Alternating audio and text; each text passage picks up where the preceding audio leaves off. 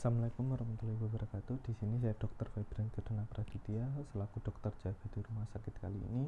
Sebelumnya mohon maaf atas kekurangannya karena ketidak tersediaannya probandus alat maupun bahan. Maka di sini saya lebih ke menarasikan terkait dengan skill lab pada hari ini, yaitu asesmen luka bakar.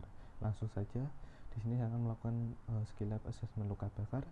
Yang pertama memperkenalkan diri, tadi sudah, mengucapkan salam juga sudah, terus menjelaskan tujuan pemeriksaan. Jadi tujuan pemeriksaan asesmen luka bakar ini adalah guna untuk menilai, lalu pada akhirnya menyimpulkan dan guna untuk memberikan penanganan yang tepat dan benar terhadap kasus luka bakar kepada pasien, seperti itu. Lalu meminta persetujuan kepada pasien, apabila ada keluarga juga dipertimbangkan untuk memberikan persetujuannya juga, lalu mencuci tangan sebelum melakukan pemeriksaan.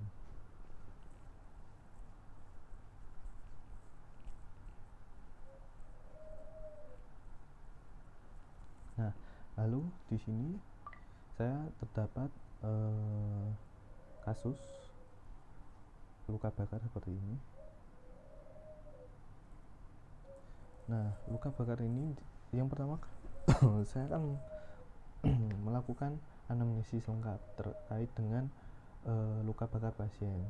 Nah, yang pertama menilai penyebab luka bakar, apakah karena termal, elektrik, atau zat kimia. Pada luka bakar pada kasus ini merupakan termal karena terkait dengan suhu yang panas atau api, seperti itu. Lalu menilai umur pasien. Pada kasus ini merupakan umurnya kurang lebih 20 tahun. Karena kenapa menanyakan umur pasien? Karena estimasi luka bakar antara orang dewasa dengan anak-anak berbeda untuk penilaiannya. Seperti itu, nanti bisa dijelaskan. Nah, lalu menentukan kedalaman luka bakar. Nah, ini dimulai dengan menilai kedalaman luka bakar. Nah, pada kasus ini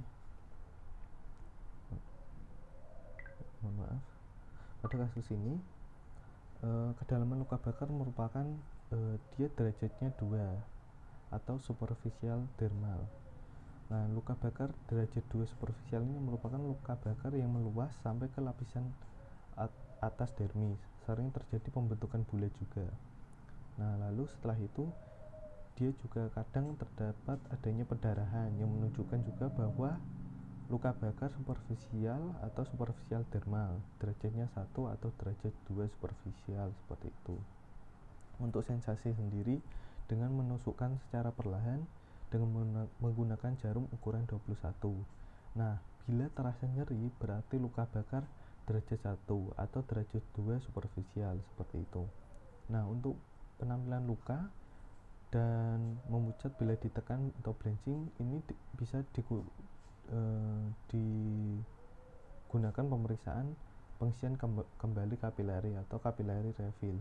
Dinilai dengan cara menekan luka menggunakan cotton bud yang steril. Nah, luka yang berwarna pucat atau kering memucat bila ditekan dan kembali memerah perlahan menunjukkan luka bakar derajat 2 superficial pada kasus ini.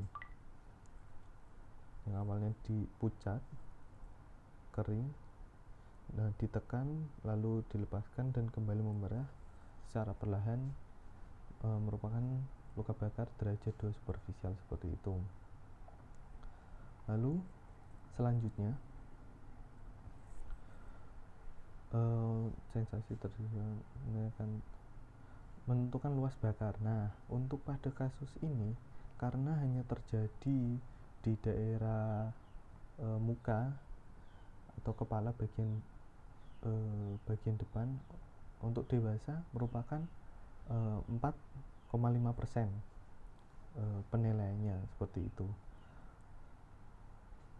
Di sini juga saya memperkirakan luas bakar pada tiap regi tubuh, kemudian menjumlahnya, karena ini hanya di bagian depan regio anterior pada kepala, maka penilaiannya hanya 4,5%. 5% saja. Apabila ada luka bakar lain maka bisa dijumlahkan seperti itu. Lalu menentukan ada tidaknya komorbid, faktor komorbid, misalnya pada gangguan pada saluran nafas, diabetes, penyakit dan lain-lain. Nah, untuk pada kasus ini sepertinya ada gangguan nafas pada gangguan saluran atas pernafasan, karena hidungnya bisa dilihat seperti terkena luka bakar yang mungkin bisa juga mengakibatkan pada hidungnya tersebut mengalami gangguan seperti itu. Bisa diartikan bahwa pada kasus ini adanya faktor komorbid karena terdapat gangguan pada saluran nafas atas seperti itu. Nah, setelah itu melakukan resum pemeriksaan dari tadi awal, nama pasien, identitas pasien, lalu juga melakukan anamnesa tadi terkait dengan penyebab luka bakar, umur pasien, kedalaman luka bakar yang terdiri dari penampilan, warna luka, bleaching, sensasi dan perdarahan, lalu juga menilai juga luas bakarnya, yang kemudian tiap region nanti bisa dijumlahkan, lalu faktor komorbid seperti itu. Jika sudah, jangan lupa untuk mencuci tangan kembali setelah melakukan pemeriksaan.